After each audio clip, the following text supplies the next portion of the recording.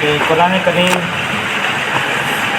کے اندر ہے جو احکامات ہیں، قرآن کریم میں احکامات حکم کی جمع ہے نا، احکامات جو اللہ رب العزت نے، یہ قرآن پوری امت کے لیے، لوگوں کے لیے رہنمائی ہے، ایمان والوں کے لیے ہدایت ہے، دستور ہے۔ تو قرآن کریم کے اندر جتنے احکامات ہیں وہ 3 قسم کا ہیں۔ قرآن کریم میں جتنے بھی احکامات آئیں گے، یہ بار بار آئیں گے، تو ابتدائی میں ہی سمجھ لیں کہ جتنے احکامات ہیں وہ 3 قسم پر ہیں۔ ویسے تو قرآن کریم میں احکامات کا بیان ہے، ایسے قرآن کریم میں سابقہ انبیاء علیہ السلام کے قصوں کا بھی بیان ہے۔ قرآن کریم میں فرما بردار جو لوگ تھے ان کے انعامات کا بیان ہے۔ ویسے تو مرکزی جو مضمون میں آپ کو بتایا تھا کہ توحید، رسالت اور اثبات قیامت، کہ زیادہ تر آیتیں اللہ تعالیٰ کی وحدانیت پر ہوں گی، اللہ کی ربوبیت پر ہوں گی، اللہ کی الوہیت پر ہوں گی۔ ایسے آیات آئیں گے کہ جس میں اللہ تعالیٰ کی وحدانیت، اللہ کی توحید بیان ہے، اور اللہ تعالیٰ کے خالق کی، اجمال کی، اعتراض کی، یہ ساری اللہ کی الوہیت توحید میں آتی ہیں ساری باتیں، توحید، رسالت یا اثبات قیامت۔ پھر قیامت کے احوال جو ہیں اس میں جنت ہے، دوزخ ہے، عذاب ہے، جہنم ہے، اس کے جتنے احوال ہیں وہ سارے قیامت میں آ جاتے ہیں۔ اس کے ساتھ ساتھ جو کچھ خبریں ہیں سابقہ انبیاء علیہ السلام کی، اور کچھ جو ہے نافرمان قوموں کے عذاب ہے کہ ان کے برے افعال کی مذمت بیان کی کہ ان پر عذابات آئے تو کیوں آئے، ان کی وجوہات بیان کی، اور ان نہ ماننے کی وجہ اور ان پر کیا عذاب آئے۔ ایسے بعض جگہوں پر مثالیں بھی ہیں کہ مثال دے کر بھی سمجھایا گیا۔ تو جو ایک حصہ قرآن کریم کا احکامات کا ہے، سارا قرآن مجید حکم نہیں ہے، کچھ حصہ احکامات کا ہے، کچھ مثالوں کا ہے، کچھ سابقہ انبیاء کی خبروں کا ہے جن کو قصص کہتے ہیں۔ موسیٰ علیہ السلام کا قصہ، یوسف علیہ السلام کا قصہ، ابراہیم علیہ السلام کے قصے، مختلف انبیاء علیہ السلام کے کیا ہیں قصے ہیں۔ کہ جو احکامات ہیں وہ 3 قسم پر ہوں گے، کہ سب سے پہلا احکام جو ہے، پہلی چیز عقائد۔ احکامات میں پہلی قسم کیا آتی ہے؟ عقائد، کہ انسان کے عمل کا تعلق عقیدے کے ساتھ ہے، ایمانیات جس کو کہتے ہیں، عقائد، کہ ایمان ہو، ایمان میں عقیدہ درست ہو۔ جیسے کہ عقیدہ درست نہیں ہے، آدمی جیسا ہی عمل کرتا رہے قبول نہیں ہوگا۔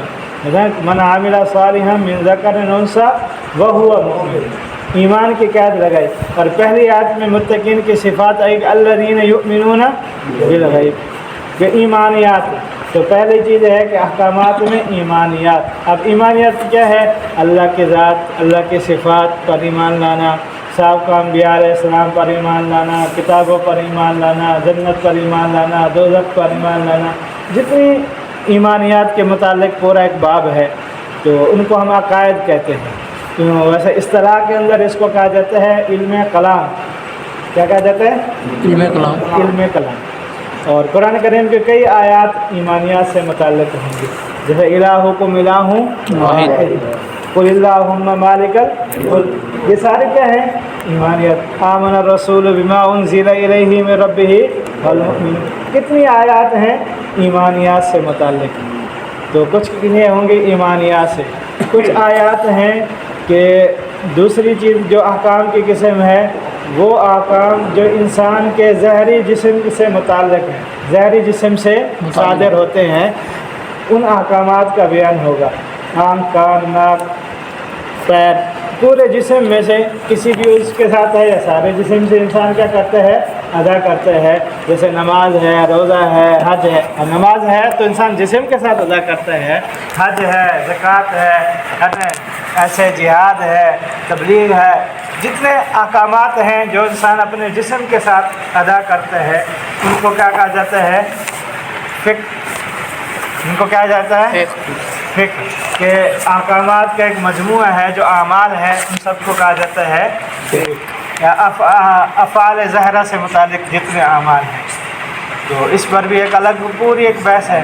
تیسری چیز ہے کہ وہ چیزیں جو انسان کے باطنی چیزوں کے ساتھ متعلق ہیں، جن کا تعلق جسم کے ظاہری اعضاء کے ساتھ نہیں ہے، انسان کے باطن کے ساتھ ہے، دل کے ساتھ اس کا تعلق ہے اس کے ساتھ۔ جیسے ایک تو ہے ایمان، دوسرا ہے کہ بہت سارے افعال ہیں، کچھ کرنے کے کام ہیں، کچھ نہ کرنے۔ جیسے کرنے کا کام اللہ سے محبت ہے، اب ظاہری جسم میں تو نہیں ہے نا، اللہ کے رسول سے محبت ہے، اخلاص ہے، توکل ہے، یہ کام ہے، یہ کیا ہے؟ باطنی ہے، یہ کرنے کے کام ہے، اخلاص ہے، توکل ہے، سخاوت ہے، ہمدردی ہے۔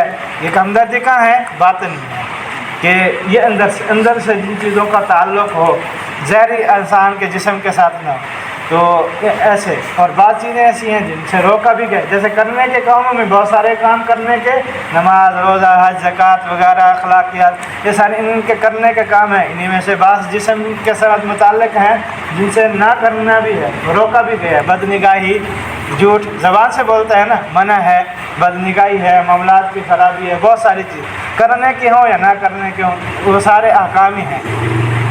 ایسے جو چیزیں دل کے ساتھ تعلق رکھتی ہیں ان کو باطنی احوال کے ساتھ تعلق ہوتا ہے۔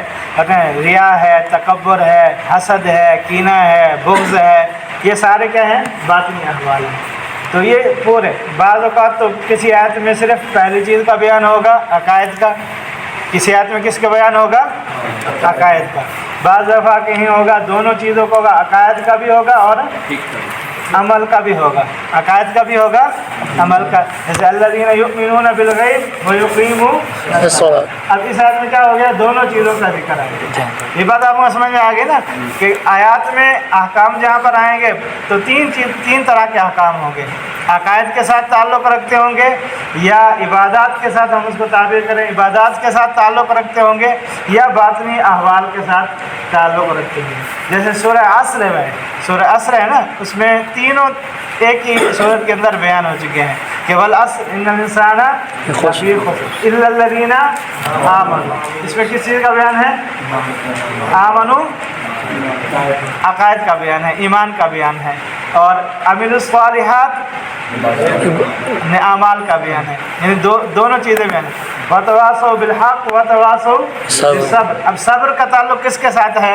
ظاہری اعضاء کے ساتھ نہیں ہے، باطن کے ساتھ۔ تو اس میں تینوں چیزیں آ گئی۔ تو قرآن کریم کی ایسی آیات کے اندر مختلف چیزیں بیان ہوگی، کہیں عقائد کا بیان ہوگا، کہیں اعمال کا بیان ہوگا، ہمارے ظاہرہ کا، اور کہیں ہمارے باطنہ کا بیان ہوگا۔ پھر دو طرح کے ہوں گے، یہ یا تو اوامر ہوں گے، اوامر کا معنی ہوتا ہے حکم، اوامر امر کی جمع ہے، امر کہتے ہیں حکم، آرڈر کرنا، کام کرنے کو کہا جاتا ہے۔ یا تو کیا ہوں گے؟ نواہی، نواہی کا معنی نہیں، روکنا۔ تو دو چیزیں آئیں گے احکامات میں، یا تو کرنے کے کام یا نہ کرنے کے کام۔ نہ کرنے کو کام کو نہیں کہیں گے، اور کرنے کو کام کو کیا کہیں گے؟ امر کہیں گے۔ تو یہ دونوں اعمال کے اندر آئیں گے۔ تو کسی آیت میں دونوں کا بیان، کسی میں تینوں کا بیان، کسی میں ایک کا بیان، دوسرے کا، مختلف احوال آئیں گے۔ اور یہ جو قصے آئے ہیں اس میں بھی یہ ایسا نہیں ہے کہ قرآن کریم قصے کہانیاں کی ہیں، یہ قصے بھی عبرت کے لیے ہیں کہ ان لوگوں نے یہ کام کیے تو اس وجہ سے ان پر کیا ہوا؟ عذاب آیا۔ یا ان قصوں کے اندر بہت ساری چیزیں پوشیدہ ہوتی ہیں، جیسے ابراہیم علیہ السلام کے قصے آئے تو ان پہ کیا ہے کہ اللہ والوں پہ کیا آ سکتی ہے؟